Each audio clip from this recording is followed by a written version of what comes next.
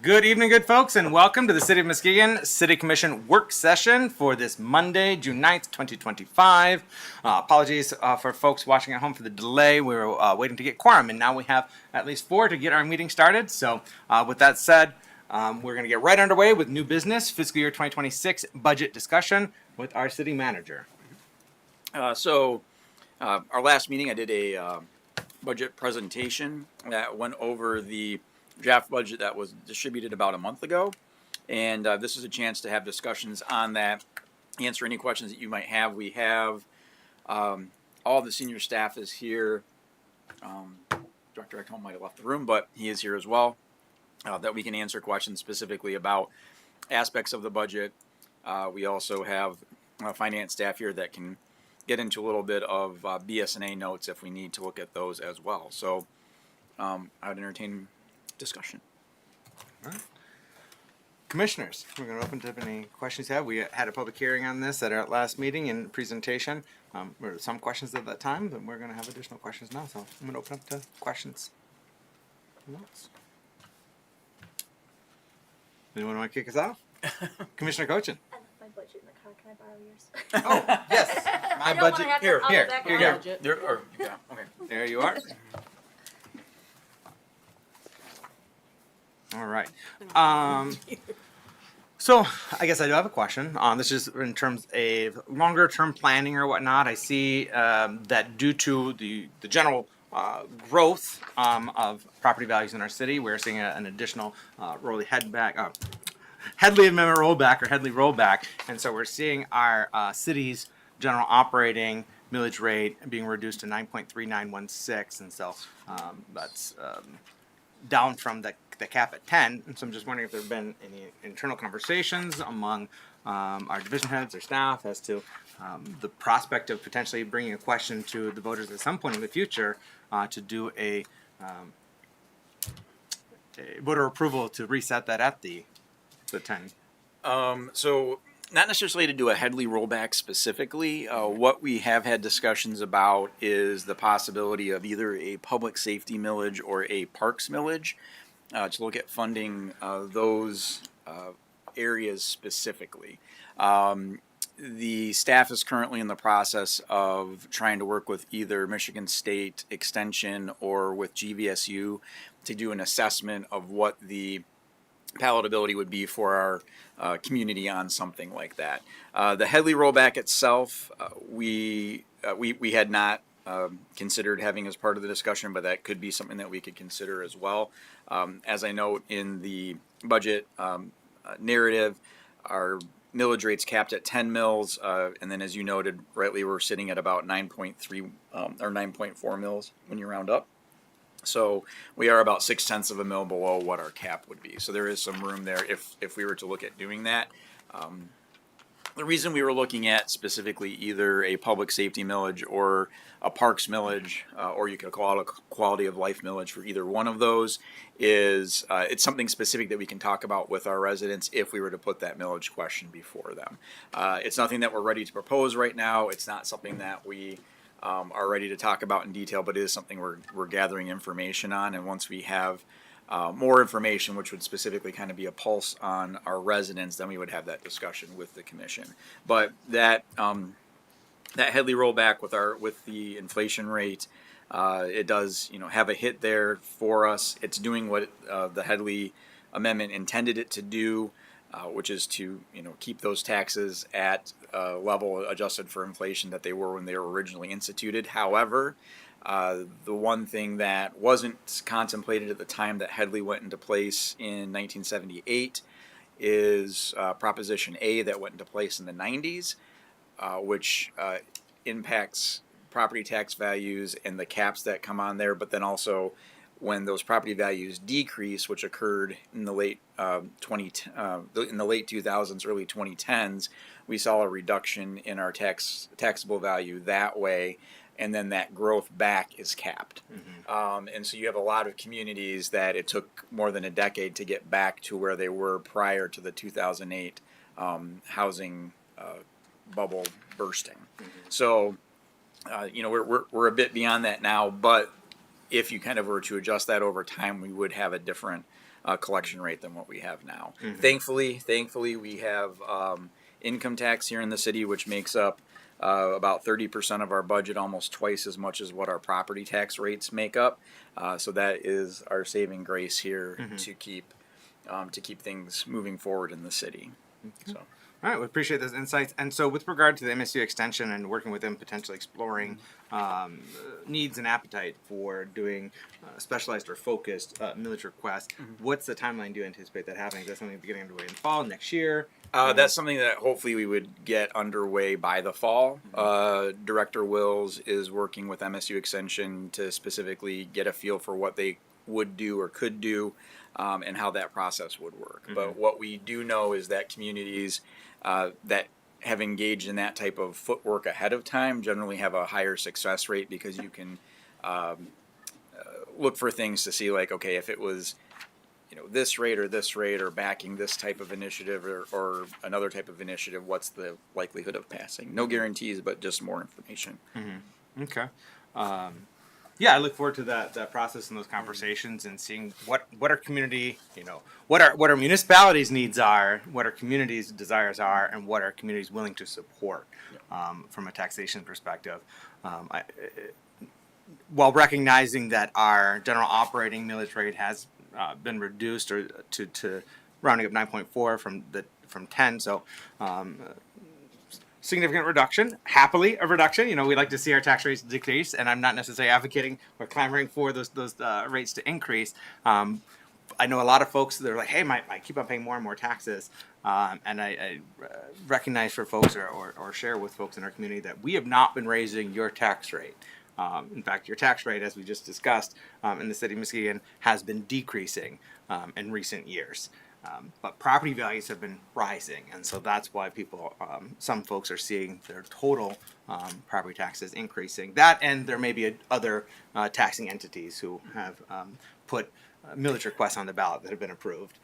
But for our city's general operating millage, it's been decreasing that tax rate. But then also, in addition to the millage rate getting rolled back because of Headley, the amount that your taxable property value can increase is also capped. So there's those two forces against each other to keep in mind as well. And that's something that we always remind folks when they come in and pay their tax bills, or when we're talking to them in community meetings, is the city is the tax collector for all taxing jurisdictions in the city. So the county, the library, the schools, the senior millage, things of that nature. So that entire tax bill that you pay to the city is not kept by the city. It's about a third is kept by us.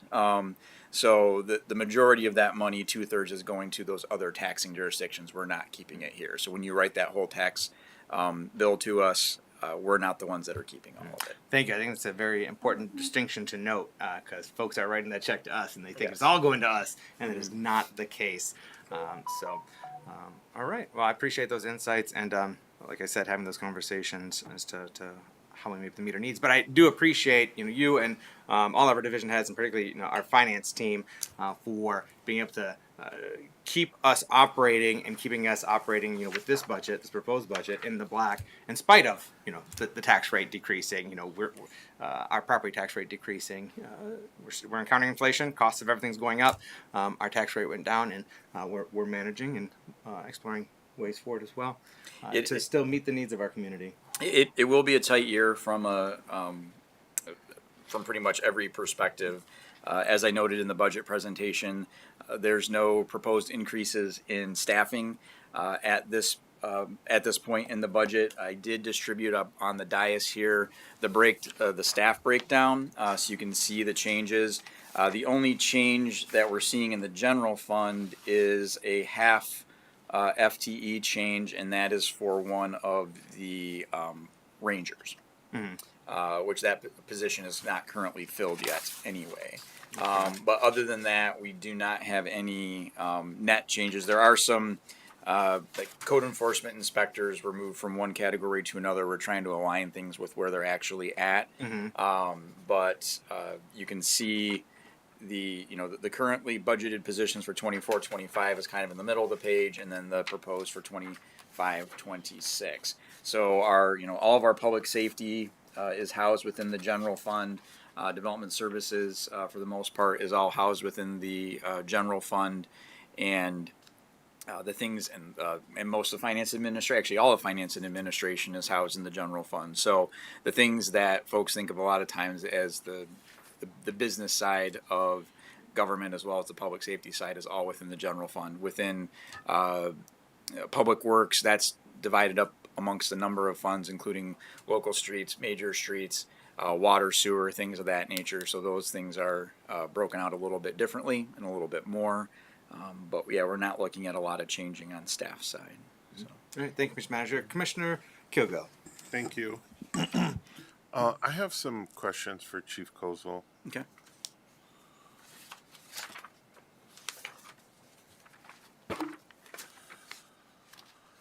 Good evening and welcome. Director Tim Kozel, Public Safety. Good evening, Chief. Thank you. If you don't know, it's okay. If you know, could you tell me how many firefighters we have on staff? How many firefighters we have total? 27. Awesome. So in the budget here, it's broken down by position. So we do also have firefighters, lieutenants, battalion chief, and the fire marshal. If I can, the Please. 27 is our boots on the ground firefighters. We have our deputy director and our fire marshal would bring us up to 29. Okay. And in here, it's at 29. So all those positions are in the right place. Correct. Okay.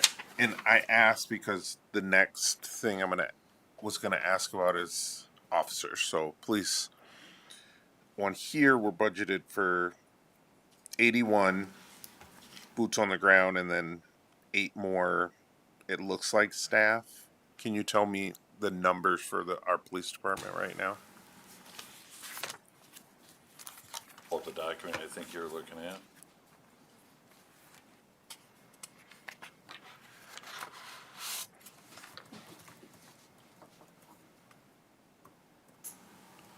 So currently, I can break it down if it helps a little bit. We have a total in the entire department of 88. That includes our civilian positions. Total sworn officers currently, as of right now, is 71 and a half. That's the 3 part-time. Apologize, that is with our part-time. Out of that, broke it down to 43 that we have on patrol. Out of that, 11 are command, out of that 43. Out of those, we have 2 that have been on extended, I'll say, they've been off for an extended period of time. So we've Okay. had 2 positions that are counting as that number, but they've been off for an extended period of time. Officer Bordeaux, she hurt her knee severely about 1.5 years ago. She still hasn't been able to come back to full duty, and another Okay. officer's been off for 6 months. Okay. Marked. 20, so that leaves us for about 26 that are be on the road every day, pushing the car around and taking calls. On top of that, we have officers that are in our drug unit, our detective bureau, our CAT, our NPU. Perfect. Currently have 1 recruit at the academy. Awesome. Thank you. That answers my questions. And then my next question would be for the manager. If we approve this budget tomorrow and in December, halfway through the year, January, we decide as a city we get a grant or we come into some money or we want to hire, change what is on here now, we just kind of adjust the budget, and if we want to hire somebody, we hire them. And Yeah, we would do a budget amendment if there was to be any grant revenue coming in. We generally do a 6-month budget amendment anyway, Okay. and we would acknowledge at the time that the grant is received that it would be an additional, additional staffing above what's in the staff sheet that we have here today. We wouldn't probably wait until that readjustment to do those hires. We would do those as soon as we could, and then do that for the point going forward. Because the budget amendments, really what we're doing is trying to target where we're going to end next fiscal year, so we have time to make those adjustments as additional revenue if we're so lucky to find that, to be awarded a grant or something along those lines. And we have currently are going through the process of applying for 2 different grants on public safety staffing, one on the fire side and one on the police side. They are not 100% grants. There is a matching. I believe one is 1/3 and one is a quarter, or are they both 1/3? I believe one's a quarter, one's a third. Yes, Okay. we're applying for the SAFER grant right now, which is due, I believe, beginning of July. That's for 3 additional firefighters. Awesome. Also, we're applying on another grant for the police side to try to get, I think it's 3, I can't remember what we landed on. But they're different than they were in the past. The SAFER grant used to be 100%, but now it's not. Okay. Pretty much, getting 2 free for buying. Yeah. So we'd still have to find some money somewhere to get it done. Correct, but if we're able to get some 3-for-1 price, then Yeah. that's Incentive. that's incentive to try to figure out how to do that. Those grants, I know the SAFER grant is usually for 3 years. I don't. Is the police one also 3? Okay. Yeah. So the criteria changes every year or so on exactly what those are. So on the flip side, what that does is that 5-year budget projection that we have, start going into year 4, the full freight cost comes online. But then we can start planning for that going forward to understand how does that impact things in those future year budgets as well. Okay. And then last question, same thing, like if halfway through the year or before budget time next year, if there were major changes made, like, for instance, if there were changes made at the arena, then we just kind of throughout the year shift the direction of what we're saying we're approving now. We just Correct. So if we determined, as we're going to do tomorrow for our end of year forecast, we're going to make some changes to what our general fund transfers are to non-general fund accounts. We'll always keep that in line. So whether that goes up or down, hopefully it goes down in the future. Then that essentially frees up money in the general fund for that point in time. The important thing to keep in mind there is for those non-general fund items that we generally transfer to arena, marina, things of that nature.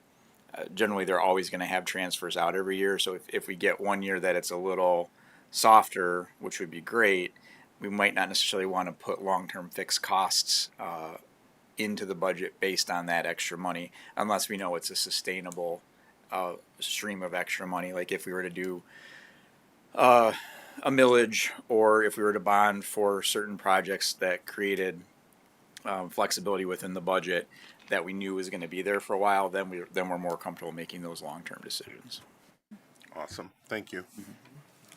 Thank you, Commissioner Kilgo. Just to piggyback on his line of questioning, Director Colsley, you mentioned July.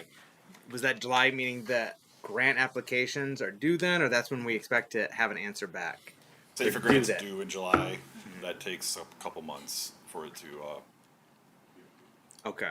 And we'll say that the 2024 SAFER grant, I don't even know if that's been awarded yet. It was frozen for a very long time, probably up to a couple months ago. So even if we would get awarded it, I wouldn't know the time. But we still want to go for it because Oh, we absolutely. still want to put more, men and women over there at the fire department. It's a need. okay. Is that similar timeline for the police grant? I will have to follow up with that. Okay. one, yes. Okay. Yeah, it's the same time period. I think it's due here within the next couple weeks. Okay. That's a community policing type based, so it would be additional officers that we would have in that area. Okay. And that would get us with those additional, let's say we do succeed in getting those 3 additional firefighters, that would get us then to, we're at 27. 29 total right now, That'll including get us fire to- marshal and deputy director. Correct. And then, so 3 more would get us 32 altogether. And we'd be more reliably, because right now we're aiming to have, or we're now up to a minimum staffing of 7 per shift, where previous years it had been down, but as of 2022 forward, a minimum of 7 per shift. We'd like to get, ultimately at least 9 per shift, correct, so that we have at least 3 per engine. Would we be able to more, with those 3 additional, we could perhaps to get minimum staffing, a hard limit of minimum staffing up to 8 per shift, while staffing at 9 or above per shift, but that hard minimum of 8? That should get us right around that 9 per shift that we'd want, and then we'd still have that deputy director and the fire marshal. Okay, so that could would- get us to that target staffing of 9 per shift, and then we can look at ways to potentially get that higher. I know I've had conversations with you and our city manager. I personally, I'm just one of 7 on the commission, but I personally would like us to ultimately find a way, whatever that looks like, whether that's ultimately find a way to get to that 4 per engine out of each of our fire stations, and whether that's us being able to find a way to fund that, if it's us looking at alternative models to get us there, that's something that I'm interested in pursuing. And we don't necessarily need to have those conversations right this moment. That's long-term staffing and planning, but that is something that I would be interested in having conversation with you, Chief, as well as our city manager, our finance department and director, and the commission, in terms of how we might be able to get there, while also being able to adequately staff our policing department. And if I may, Yes, sir. I would suggest looking at the fire department, if we're gonna staff with 3, and I know that, the city manager and I have had this conversation, this is not 3 for the 3-year duration of that SAFER grant, right? I would wanna be more confident in having those 3 hired, so we're not laying 3 off. Yes, absolutely. Cause then we have that staffing, sustainable for the next however many years. Even that 1 helps us out tremendously, shift, so. And generally, you're more competitive in the SAFER grant if you can attest to the ability to maintain those officers after the grant expires in year 3, or so those firefighters. And not to say that that's like the most important factor, but it is something that we would want to make sure we could maintain. There's, it would be great to have them. It would be horrible to have to cut back because we didn't have the ability to continue moving them forward. So Absolutely. And wise and prudent. yeah. All right, Commissioner Cochin? Yes. So this could be for Director Kozel or Mr. Manager. I know we had a little bit of a conversation, but I kind of wanted to expand on that a little bit more because it's a big chunk of our budget. The police is 30% of our budget, and $13 million is a lot of money. But I know that when you and I were talking about it, we were talking about kind of like breaking it down, that most of it goes into staffing. Is that correct? Yes, the vast majority of the costs related to the police department, and apologize while I flip to that page, is related to our staffing costs. About 11 million is related to staffing. Now that's regular staffing, overtime staffing. That also the staffing and benefits line also includes healthcare, retirement benefits, things of that nature. As well as payouts. Those are kind of hard to gauge. Thankfully, we've got some really good folks in our finance department who have put together some metrics that we're able to gauge that a little bit better than we have in the past. And I think when you and I were looking at it specifically, and I was pulling up BSNA and looking at the staffing, the actual straight time staffing pay was closer to about 8 million, I believe, and then the additional 3 million that's in there is for all those other costs that are associated with it. I might have the numbers off a little bit, but I think I'm kind of close. So, And I'm not sure who wants to answer this part of the question, but if we're talking about getting 3 additional officers, do we think that we'll see that overtime need decrease, where some of that could be paying for some of their position, or no? I think it depends on a couple of different factors that I would rely on the chief for a little bit, but I'll take us for my first stab at it. The I think in a lot of instances right now we're trying to keep a minimum number of folks on, particularly on road patrol on shifts, and so there could be still some need until we get up to a higher staffing level that there would still be some overtime. Plus, we still have to be able to fill in for vacation time. We have a pretty young department, both on the fire and police side, and all parents, well, the non-birth giving parent receives a month off at the birth of a child. So we still have the need to fill that in, but hopefully there would be some decrease in overtime, but I don't think it would be, I don't think it would necessarily offset everything, at least not with our current staffing. Our team, leadership team does a really good job of trying to minimize overtime. You see shifts where we're running 4 or 5 on days. We try to always still have at least 7 on nights, but we'll have 4 or 5 on days. We're not pulling in people out of work. Men and women that are working those day shifts are really, they're really going call to call, doing a wonderful job. I will say that we do have some really good grants that we have received through the state that help us out tremendously, especially with our training. It supplants we have some required CPE training now that just started this past year, and we have a good amount of money that's come in so that we can actually do that training and pay the officers overtime for it without it coming out of our budget. So it's been really nice. It'd be nice to keep that going because it is a mandate by the state that we have to do a certain amount of CPE training. So to have that, it helps. It won't take out of our general fund then. We also, with our recruit program, have money to pay that recruit and then send them to the academy. So that's dwindling. It went from 25 down to 20 now per year that we're able to recoup. So we're starting to put a little bit of our own general fund dollars into that just to maintain it. But I can tell you at the rate that we've been going, I think we've been, over our last 17 recruits under this program, we've been able to retain 85% of them. So we've only lost 4 out of that. So that's good. 1 in it right now, and we have 2 more going in August. Okay, awesome. And then another question was something that somebody brought up to me, and they were talking about police vehicles. Do our detectives go out in our big police SUVs, or do they have specialized cars for them?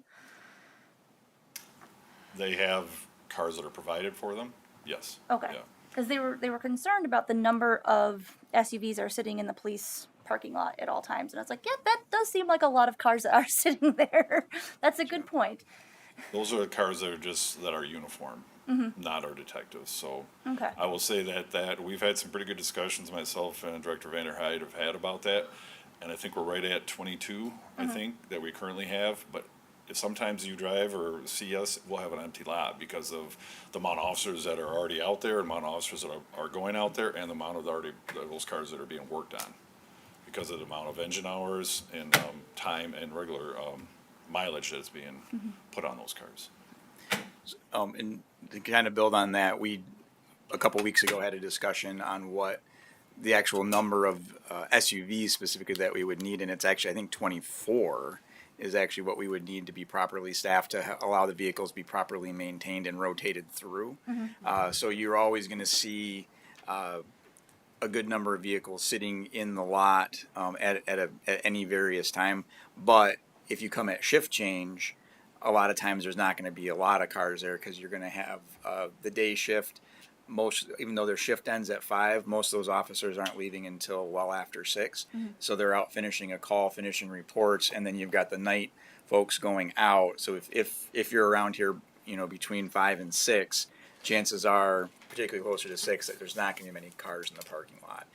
And then we also have to have the ability to maintain those, pulling those out to DPW to get oil change, tires rotated, all that kind of stuff. And so they do a couple of those at a time as well. So it's there are times, that you'll drive by and there'll be 15 cars in the parking lot. That's probably during shift brief when they're all downstairs for the shift brief. So just a kind of stuff that general public, as they're driving by, are like, why are there so many cars in the parking lot that might not necessarily think about. So That is a great explanation. I appreciate that. The other question I wanted to ask in regards to Director Kozel and the policing was the gentleman who does all of the maintenance at the DPW.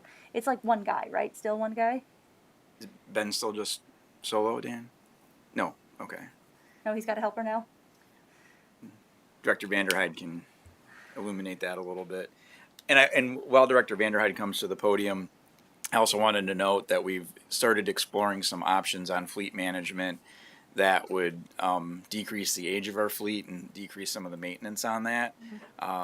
We're still in the early stages of having that discussion, so that could have some positive effects too, and have a net savings is what we're seeing at least initially. I don't know if that's changed or not since our last discussion, but That's what the salesman says, that's for sure. So to answer your specific question about Ben, who is, Dan Vanderhyde, Director of Public Works for the city, who does a lot of the maintenance on the police-specific equipment.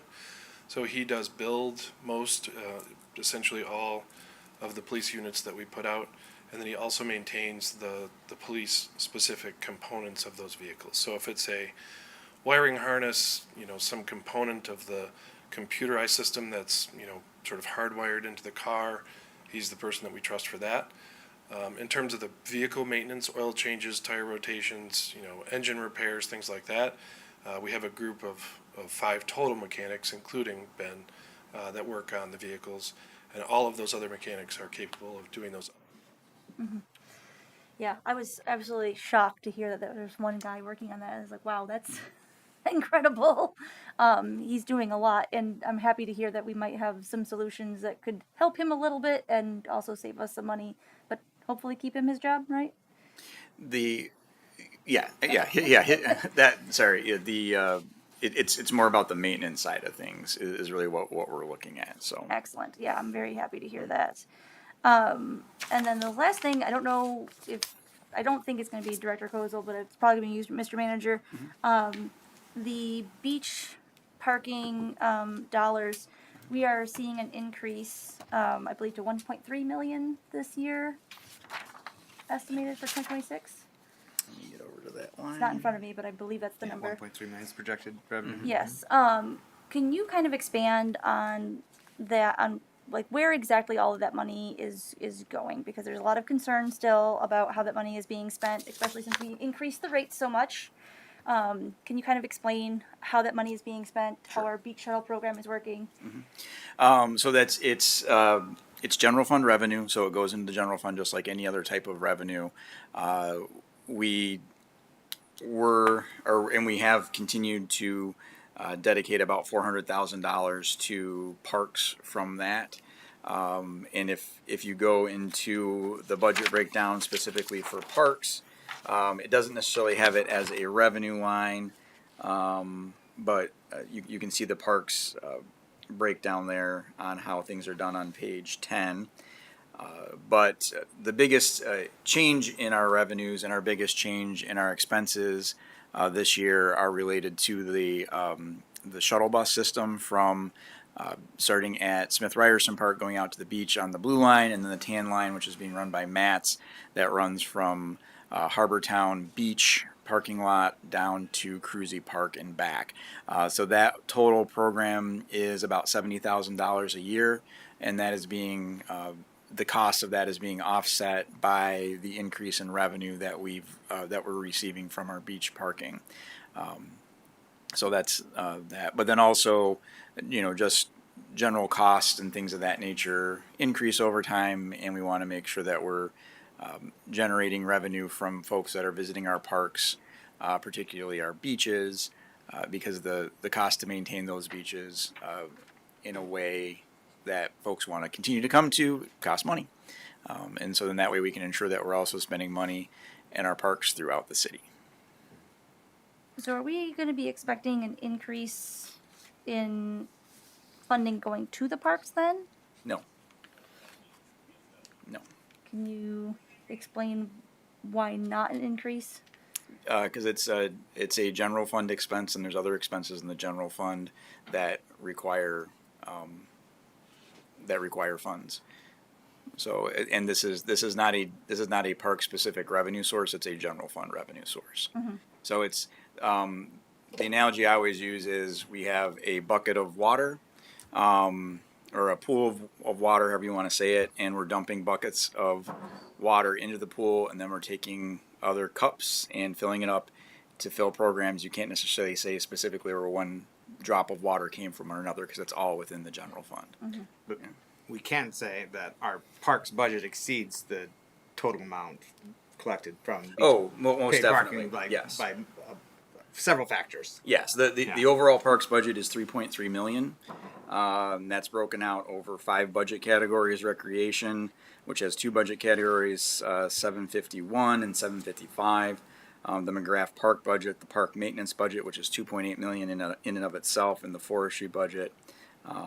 So those together make up that 3.3 million of general fund dollars that are spent in parks. So. I hear you. I would love to see that number increase in the fiscal year, especially with the increasing of the fees, if possible. But that's something for another day. The Yeah. last thing I had was some questions regarding miscellaneous funds. I talked with Director Grant for a second. When we have miscellaneous funds listed in our budget, those are just placeholders. We have breakdowns and receipts and everything to explain those further, but it's just not presented to us in the budget, correct? Oh, you're talking in the budget narrative breakdown? Yes. Yes. So in the budget narrative, there is other. Is that the part you're talking about? It's 7% other, which is 3.3 million on Yes, page yep, 4. Yep.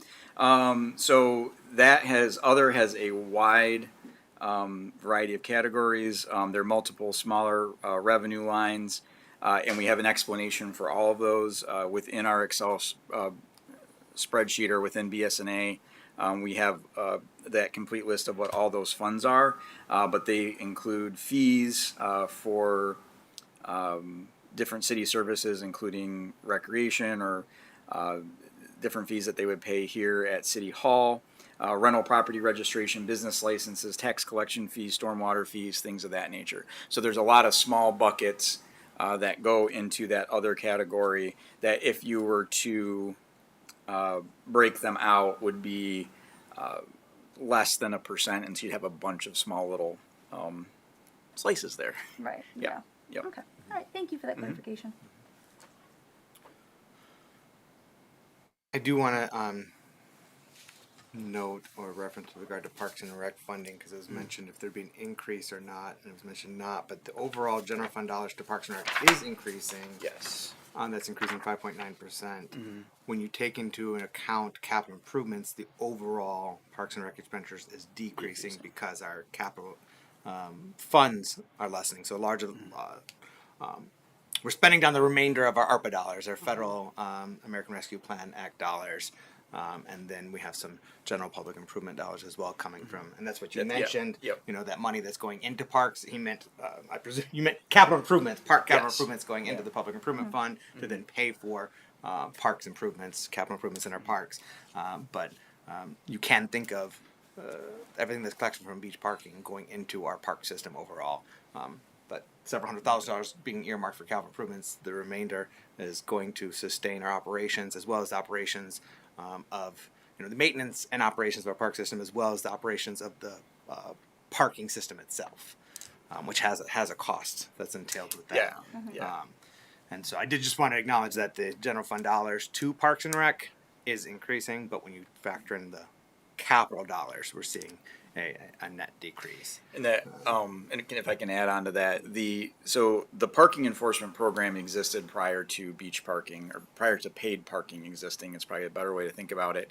And there was a cost associated with administering that program, and when it was expanded to use metered parking at Pier Marquette Park and other beaches. That parking program expanded, but we still had the fixed costs associated with the program as it had already existed. So we already had staff that we were paying. We had ongoing expenses that were related to that, including vehicle maintenance and fleet management. That we've got 3 vehicles there. We did expand the number of individuals on that staff to a total of 4.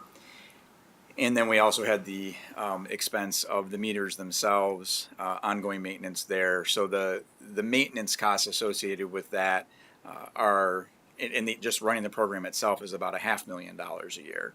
So when you look at what that original funding was generating of just over $800,000 a year, that's where we got that $400,000 number from, because those two numbers together generally got to the whole beach parking. But there was still expenses that we've always had in the budget. They just kind of got more attention as the parking program expanded.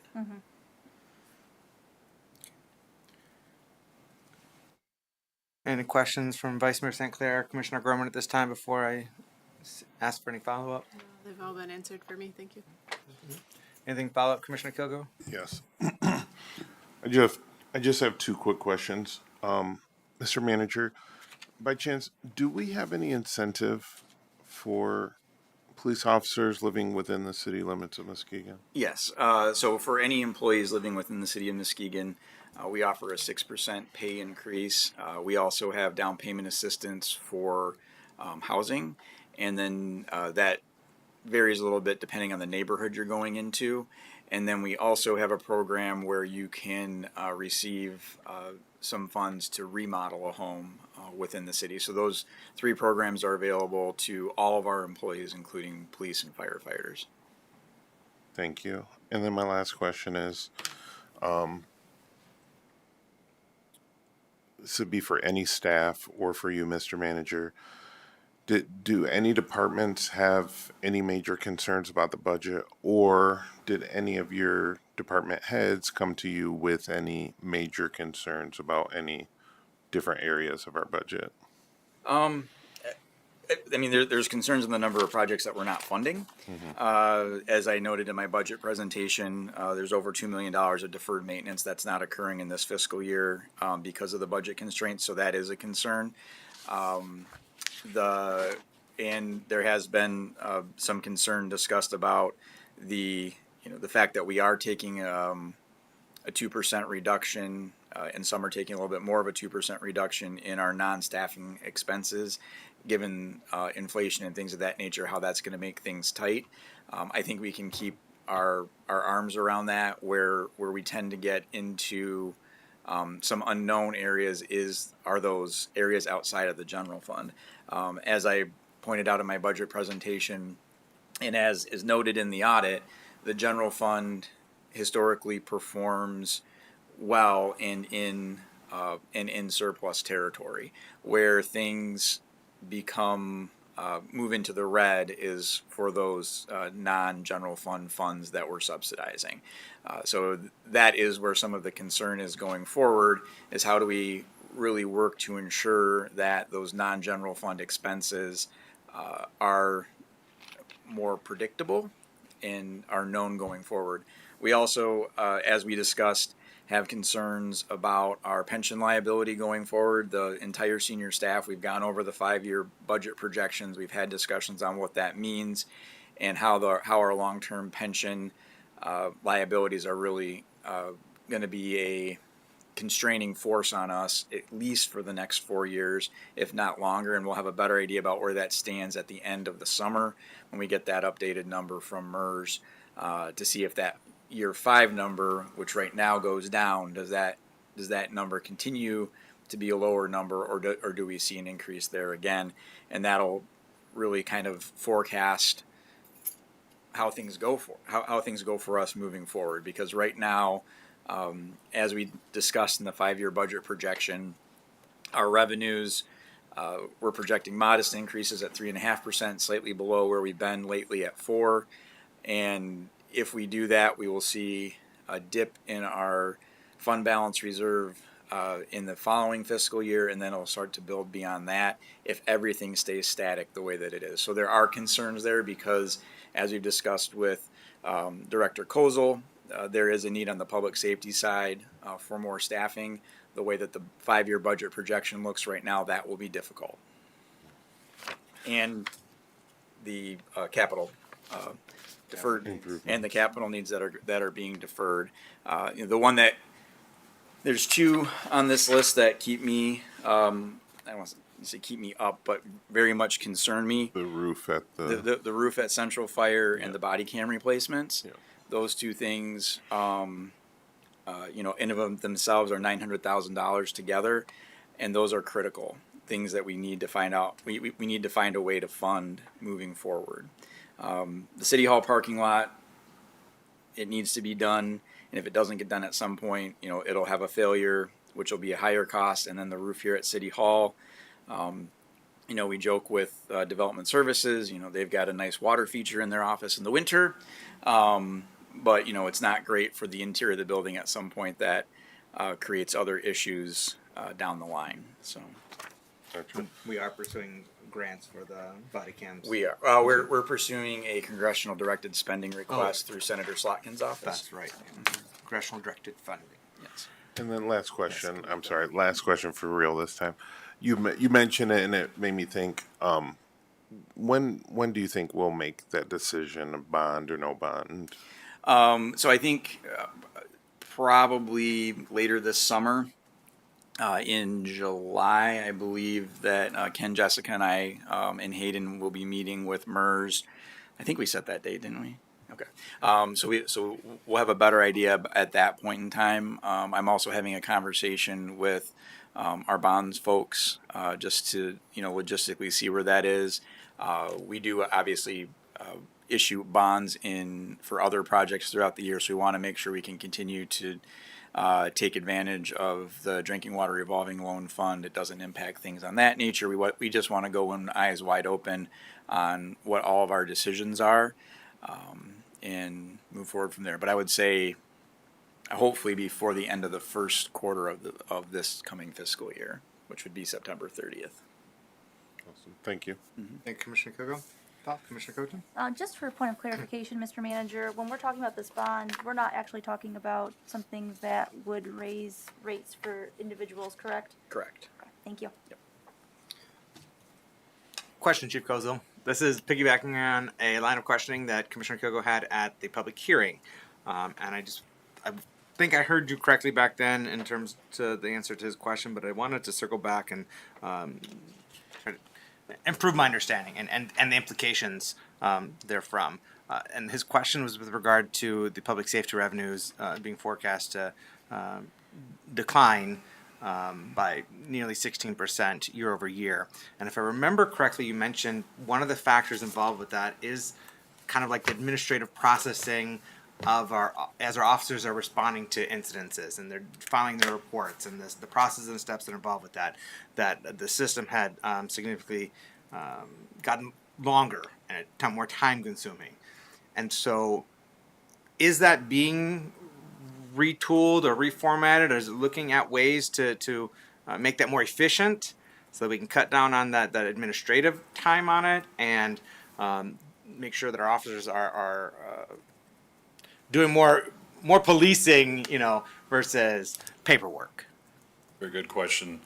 I know on the side of traffic enforcement, sitting in your vehicle and working with your MCT and conducting that traffic stop, okay, it was very daunting. Officers didn't like to have 3 windows open and trying to pull, and like I mentioned at the last meeting, now their eyes are down for an extended period of time. It's just unsafe.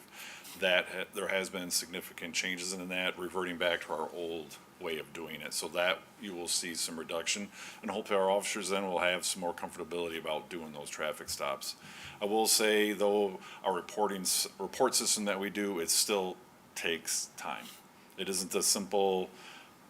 Back in the day when you do an accident report, you could have the accident report done by the time the wrecker came there and picked up the car and was taking it to the impound lot.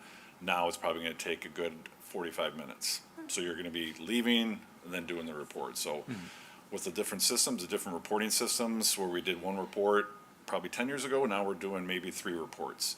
And with our accreditation, which is no fault, I mean, this is great that we're accredited, there's other documents you have to fill out also just to show that you're proving that you're following your policies. So time has gotten longer for each system.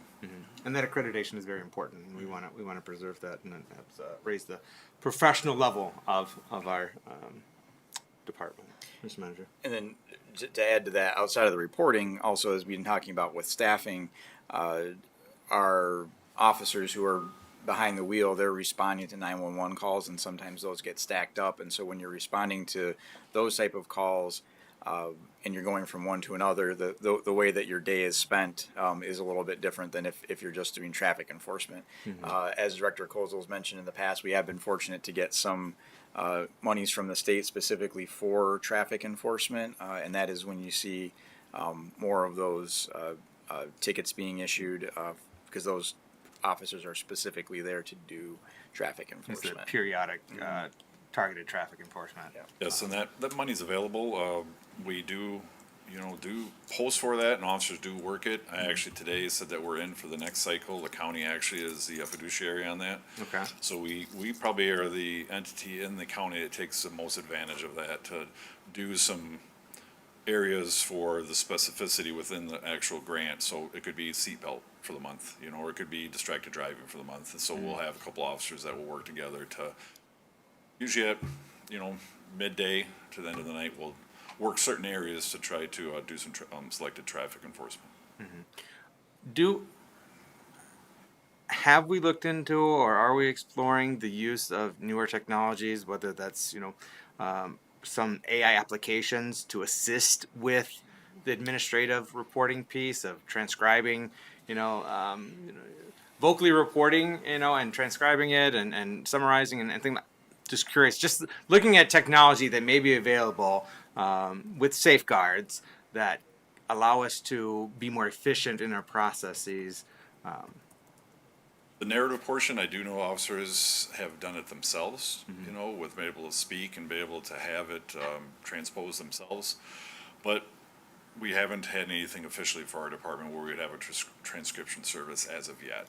That comes with a cost, and as the city manager said, outside of our total cost for our employees, we're making those cuts, I guess you would say, from year to year. So those are areas that would be beneficial, but we just don't have the funds for it. Yeah, you have to look at cost benefit analysis because I'm curious, maybe there is a technological solution out there that definitely has costs, associated with it. But if that solution can help us improve our processes, that we can justify that expense, but also use through those efficiencies, perhaps have cost savings and then also even revenue generation. Because if it's administration's having an impact on enforcement and fines associated with enforcement, that's having an impact on our revenue as well. So being able to ensure sustainable revenue to support our enforcement efforts. I will share, and you and I have talked about this. Our city managers talked about this. I'm sure our fellow commissioners have talked to each of you about this. But one of the things that I hear most prevalently and prominently across the city is dangerous driving. Is that people speeding, going way over the speed limit, erratic driving, people weaving in and out of traffic, going over double lines, and just dangerous driving. And so I know that there's various different factors involved in our ability to enforce on that, one of which is staffing. And so I just want to reiterate that, reinforce that is a concern that I hear across the board in every corner of our city. And so what we can do to be more vigilant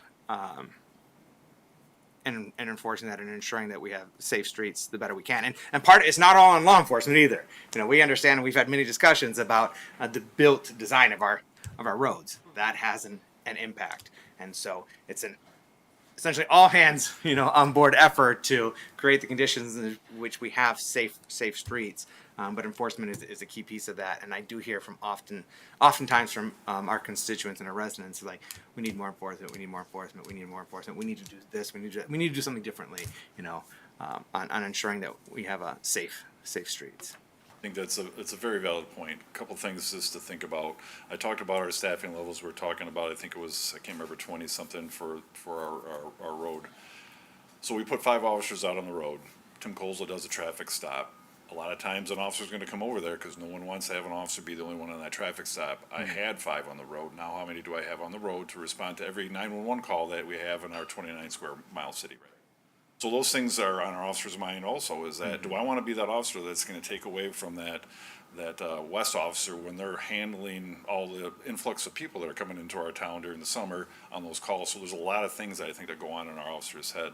However, with that being said, our best avenue is to have that extra staffing so we can dedicate 2 officers that aren't having to respond to calls to work those areas, to hit those areas on those special grants, or just if we have the staffing up to a 7, okay, you 2 work a couple hours, go work Sherman, go work Laketon. So staffing and safety. I appreciate those insights, and I appreciate the ongoing efforts of everyone in our public safety. You know, our firefighters, our police officers, their dedicated commitment to keeping our community safe, one way or another, putting their lives on the line.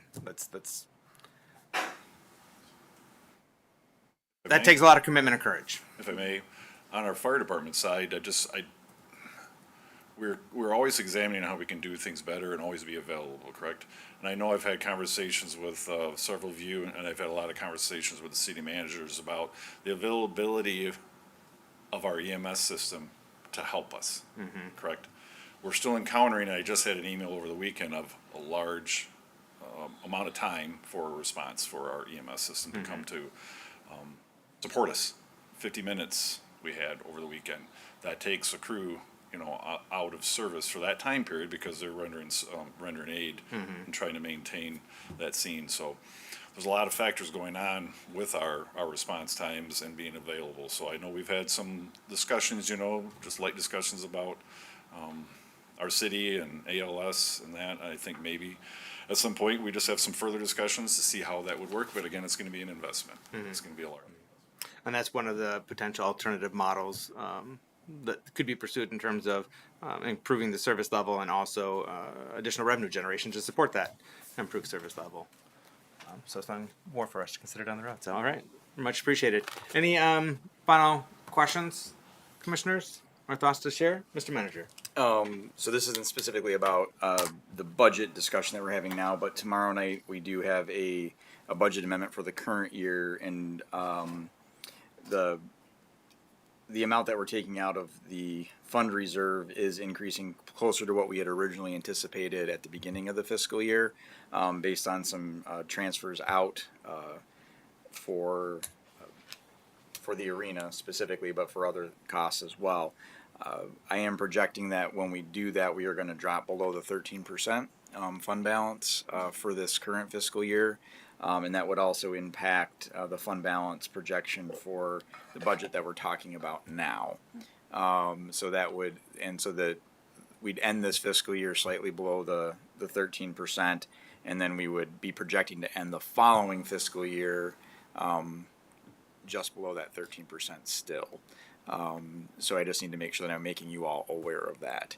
And again, this is related to fund transfers out in the budget.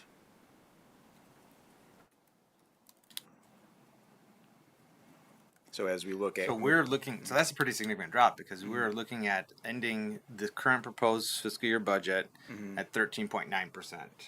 that would be next fiscal year. The proposed fiscal yep. year budget is 13.9%. Yes. What I just heard from you is, with the reforecast on tomorrow, we're going to be below 13%, and that's going to then impact the next fiscal year, and that we would be ending next fiscal year at below 13% still. Correct. So that we're looking at. So there was essentially 1% of our general fund revenue has increased. Two factors. And transfers out. Two factors. The transfer out, like I said, is about what we were projecting at the beginning of the fiscal year. It's a little bit higher. And when we started the fiscal year, as was noted in the audit, we were at 13% in the fund balance. And so because that increased a little bit, that's dropping us below the 13%. And then the amount that will be in surplus for next fiscal year will essentially make up that difference. But because the revenues increase based on what we do that percentage on, you have two factors at play. You've got one factor pulling down, and the other factor pushing up. And so that amount to get you to the 13% is higher. And it's not that we're dropping 1%, is that those two factors are together. Now, That doesn't include our budget stabilization fund. it does not include our Okay. budget stabilization So when fund. combined, our unrestricted. Yes. General fund Then dollars yeah, are then we're below closer or to above. almost 20% at that point. Okay. The other thing to keep in mind is, and I'm trying to get clarification on this, and I apologize, Director Grant, because I haven't asked you this question yet, but the state information for our unrestricted fund balance has a higher percentage than what we projected at, based on our most recent audit. And so there's some of our unrestricted money that they're including in our unrestricted number. I just can't figure out what that number is. Okay. So we're trying to get some clarification on that, but it's on the state website. It says that our fund balance is higher than that. But yes, if you take our 18% budget stabilization, our $1.8 million in budget stabilization, and if you add it to that, let me do the math really quick. I'm just going to do round numbers. So that would be, devices never do what you want them to do when you want them to do it. So then that would put our unrestricted at 6.6 million, divided by 0.6 plus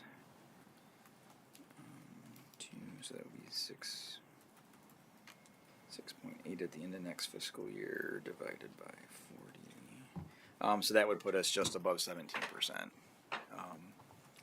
If you take that number in there. Okay. So, and then our goal, as I stated in the 5-year plan, is to get us above that, get us back to where historically we were been, which is about 20%, which is generally somewhere between 18 and 20% is best practice, because that's about 2.5 months worth of expenses on your in the savings account. Mm-hmm. So. Okay. Thank you, Mr. Manager. And Commissioner Cochin. So this unexpected fund is for the arena. Is that my understanding? I mean, there's a variety of factors at play.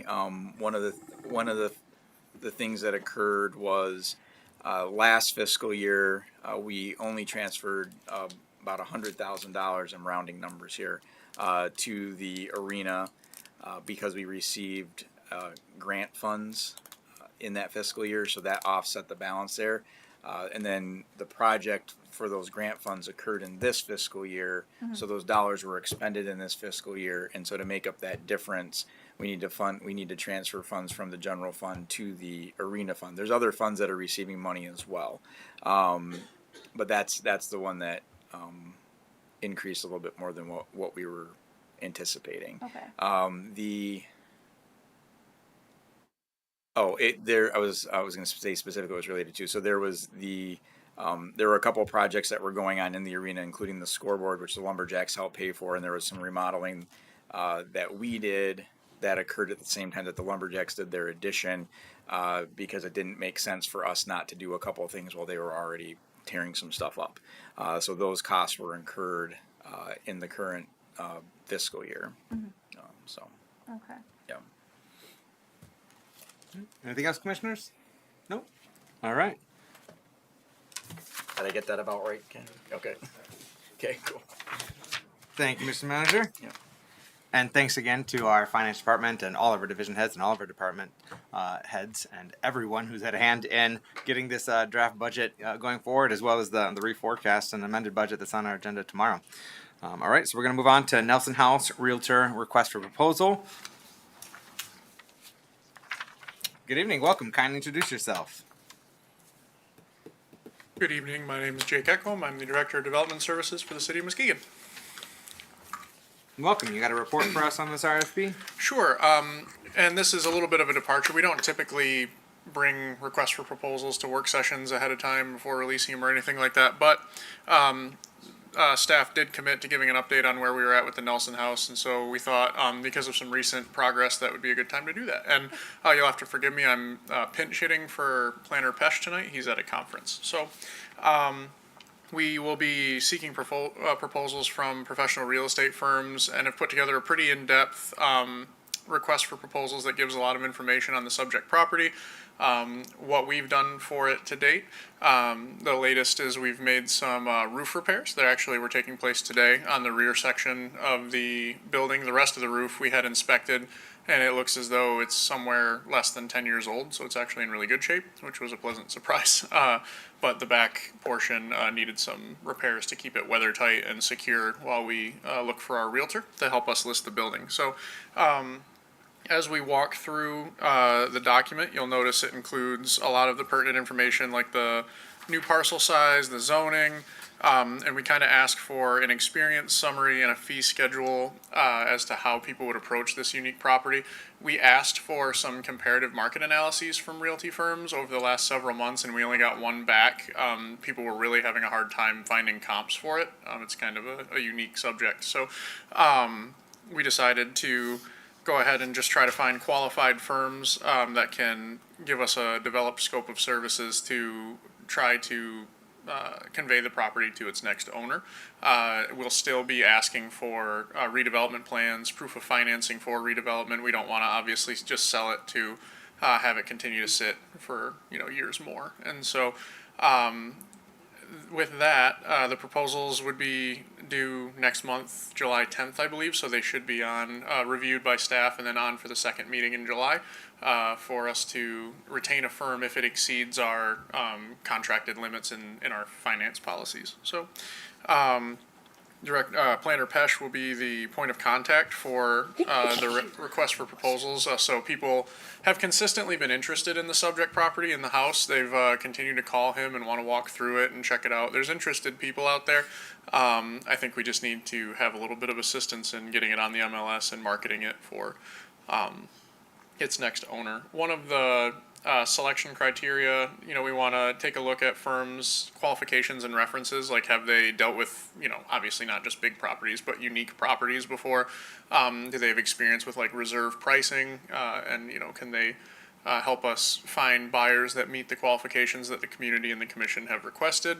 That is one thing we wanted to take a little bit of get a little feedback on as we go through this process. Is we have been getting folks that have been calling Planner Pesh about, hey, could this be like either a hosted say STR or an STR, or could it be turned into a duplex? And as of now, our plan of action has been to find someone to own or occupy the home.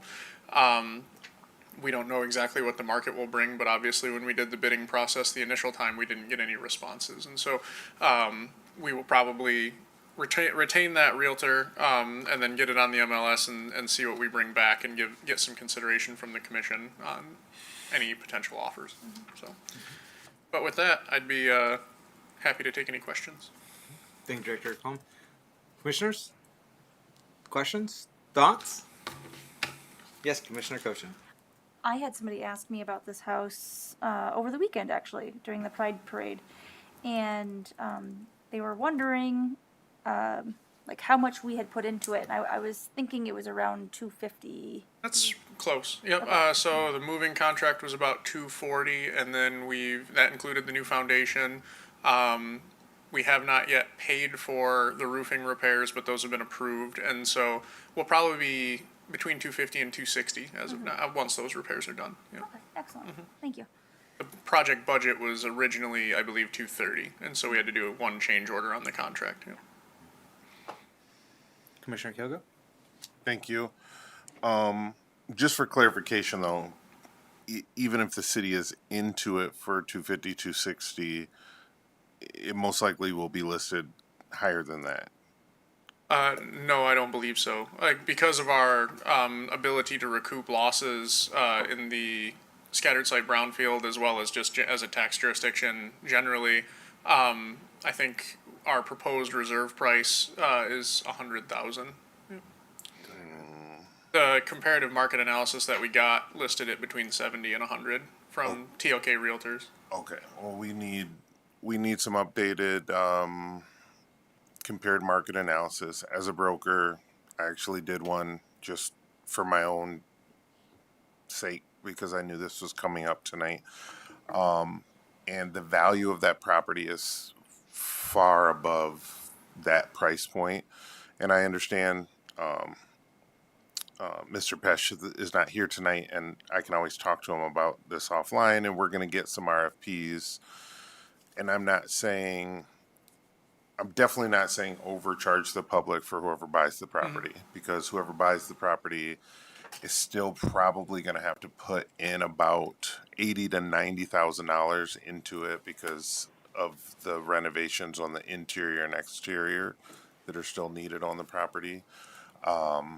But the value currently where it sits, even with those repairs still needed, is far above $100,000. So, and I understand it's subjective, but the property's worth well more than that. I think on its face, from just a pure size and scope, new foundation standpoint, I don't think staff would dispute that. The challenge comes in the cost of renovation itself. And so initially, we had parties that were interested in bidding it, and they had extensive contractor work through it to determine how to restore the home and renovate the home. I guarantee it could be done for less than what was proposed, but they were somewhere between, I believe, somewhere between 800 and 1.1 million to get it restored. That's historic restoration. We know that the interior renovations for the floor, replacement of all the plaster that was removed in the asbestos abatement, fixtures, electrical, plumbing, mechanical, all of that is needed. It's absolutely well above 300 at the minimum, just based on the MEPs. And so, I mean, that's the challenge that we're looking at. And there are comps in the neighborhood.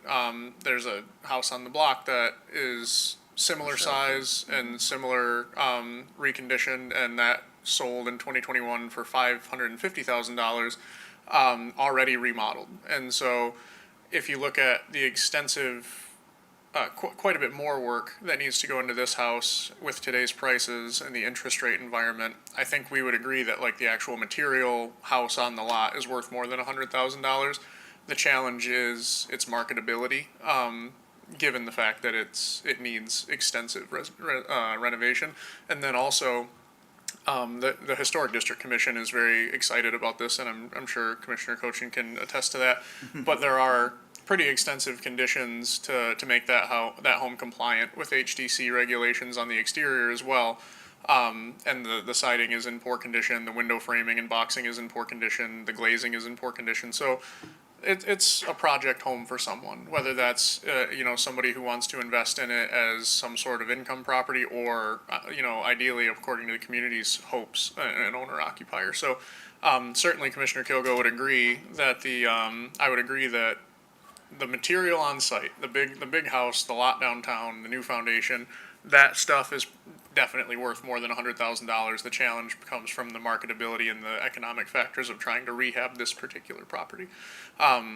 So we're hopeful that we can find someone willing and able with the finances to take that on, but we think we need to get it listed, because right now, we're getting a lot of lookers, but not a lot of people that want to move forward. Thank you for that.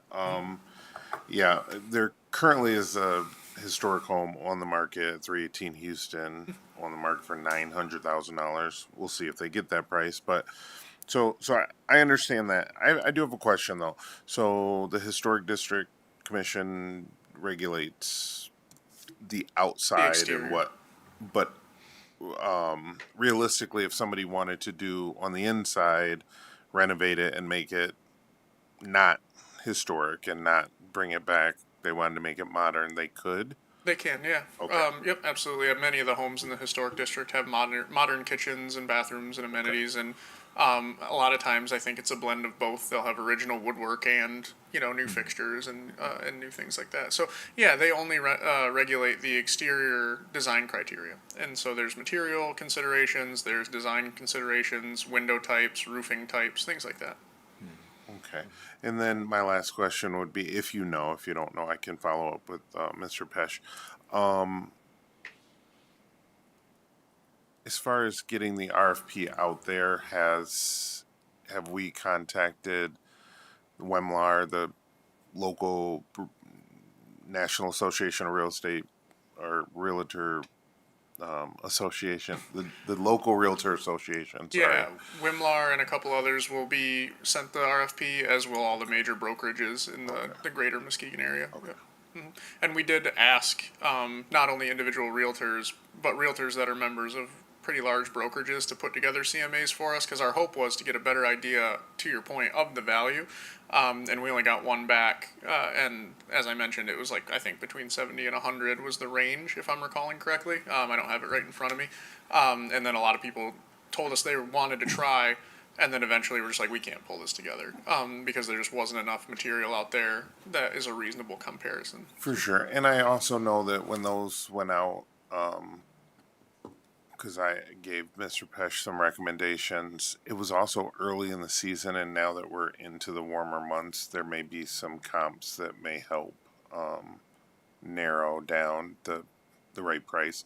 I'd like to see it renovated and restored, which means it has to sell for the right price and not be overpriced. I definitely don't want it overpriced, but with the direction that our city's going, I definitely think that it can get its proper market value. I appreciate that feedback, and just, I think maybe a little edification on how that math would work. And so we're into it for, say, by the end of it, with brokerage fees and things like that, we'll just call it an even round 300, with everything we've done plus brokerage fees. And so if you look at if somebody comes in and they buy it at 100, they put 500 into it, it's uncapped, there's a reduction factor, so you're gonna have a taxable value in the 275 range, something like that. And then if we collect on the local brownfield, we're gonna get about 24 point some odd mils on 275, so it would be 24.5 times 275 that we would retain every year. Obviously that 275 grows as the taxable value inflates. And that would grow until we are made whole and reimbursed for what we've got into the project. And I think when we originally calculated the project, it was something like 14 years that it would take to get done.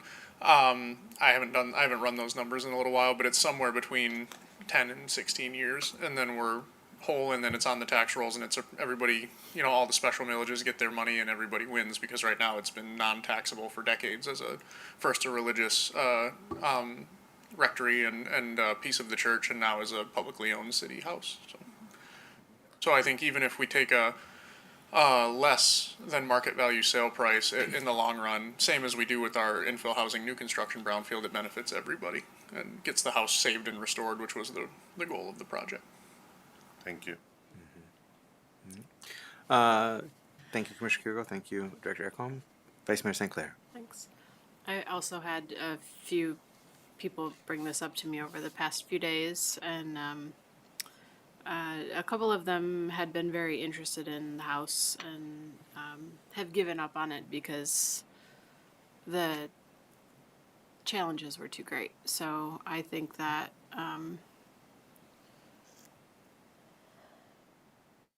it's going to be a tricky balance to find the right individuals who want to do what we are asking for. And if that proves to be impossible, at what point do we decide that the bar that we are setting is too high for it to be owner occupied and basically kept structurally same? We've had this house for how long now? Has it been a year yet? We moved it in July of 24. Okay, so coming up on a year. At what, if we go through this, do we have an idea of how long do we let this wind out before we pull it back in and let's try something different? I think our goal in getting it listed, obviously not everyone who sees it on the MLS and tours it is going to be familiar with these requirements that we've established as like, hey, this is what the community said it would be optimal. And if we get it out there and there's a real market for someone outside of like an owner occupier, I think we have a responsibility to, as the stewards of the taxpayers' money that's in that property, to bring it to the commission and let you decide. And so I'm guessing we're gonna listen to all reasonable offers and then come back. Perfect. I appreciate that. I would hate to go through this process, only take offers from people who will own or occupy it, and if there are none, then we're back to square one. Effectively what happened when we bid it. And Exactly. so, we were Let's hopeful. not do that again. Well, we had, I think Planner Pesh had multiple groups walk through. At least one Absolutely. group very serious there multiple times, multiple contractors. And then the pricing just came back outside of what they deemed to be reasonable. And some of it had to do with like the comparable properties in the area. Like if you look at what they sell for against what it would take to renovate this, there wasn't a lot of math there. And that's reasonable. So, yeah. Thank you. Thank you, Vice Mayor St. Clair. Anything to ask or add, Commissioner Cochin or Commissioner Gorman? No? I would just like to say that I think that once we get this out on the MLS and in front of more people, I think we're going to see the interest expand greatly. And I know we're looking at the timeline and everything, but I think that with the housing market even starting to cool a little bit, there's somebody out there who's going to want to buy this house. And just kind of keeping it to ourselves the way we have been obviously was not the best method to find that right person. But I think that if we open it up and hear from all interested parties, I'm sure that we can find somebody who's really going to love that house. That's certainly the hope. Thank you. All right, so what's your outlook on this? Is on our, you're going to be publishing this. You'll be selecting a preferred vendor or service provider. Depending on the cost of that, you'd bring it back to the commission for approval, or you would just handle that internally. I think- I'm approving guessing- the contract, or I'm guessing the contract will be within the administrative limits of either myself or the manager to engage in. So if required, we would bring it back to commission.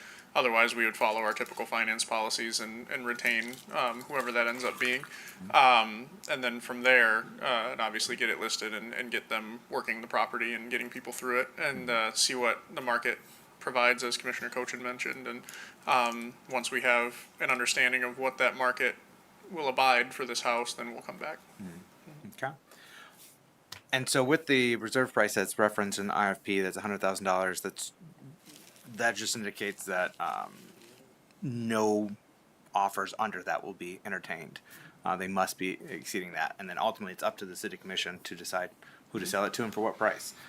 So we might have, fingers crossed, an offer that approaches our total all-in cost. But we did go into this from the get-go understanding that it was very likely that when we did end up selling it, it would be less than the all-in cost that the city's put into it up front, knowing that we will be able to capture it over time through the brownfield. And in the meantime, get the dividends of having more housing, filling in the gaps, preserving this historic structure. So, Certainly, and we had the perfect lot for it in the historic district that the city already owned, and the school, was trying to find a way to save it, talking to the diocese, and we just found a good partnership there, and had to put an investment up front that we knew would take time to recoup. To your point, but I think our city has had enough of tearing down historic structures that people are named after, and so I think if the planning department did a great job, gathering the necessary people around it to get it done. absolutely. And I think preserving this home with the intent to restore it and putting it into productive use again resonated strongly and resoundingly with our community. So I think our community is right there with us in this effort. That may be taking longer than we'd hoped, but I think they're right there with us and continue to support this endeavor. So thank you. Thank you. Anything else final to ask or add, commissioners? Nope. All right. Thank you so much, Director Ekholm. Well, that brings us to public comment. Is there anyone in the audience that wishes to give public comment on this time? Seeing no takers, we are going to go to the phones. That number is 231-724-6721. If you're calling in, please turn down any audio in the background. Announce yourself, and if you are a city resident, which neighborhood you're calling from, and if you're not a resident of the city of Muskegon, which other township, village, or city you may be calling from.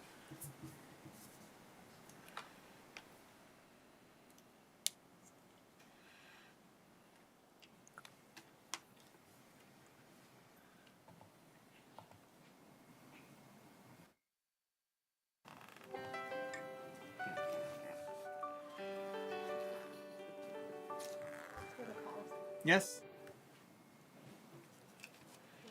Good evening. You're with the City of Muskegon City Commission. Please identify yourself. Hi, my name is Eleanor Cantor, and I live in the Nims neighborhood. Good evening. You have up to 3 minutes to provide your remarks. Thank you. Just the same question that I've been asking for months. Is there a plan to create access at the city's Lake Michigan beachfronts? The mayor often states that the commission will not answer questions during public comment because there are other opportunities for discussion. But that has not been my experience at all. Social media comments are generally turned off. Commissioners rarely respond at all, but when they do, which is almost never, it is generally just a runaround. That leaves people with public comment as the only option. And answers never seem to be forthcoming. The way people are treated is really disrespectful, in my opinion. In 10 years, I've only seen the city make one accessibility improvement, and I'm pretty sure the landlord was basically begging to be held accountable in that instance. For everything else, ADA funds were used for new construction, which was already required to be accessible. So I am asking again for a straightforward answer to my question, which is whether a plan for accessibility at Pierre Marquette and Cruzy Park exists. Please let me know. Thank you. Thank you, Ms. Cantor.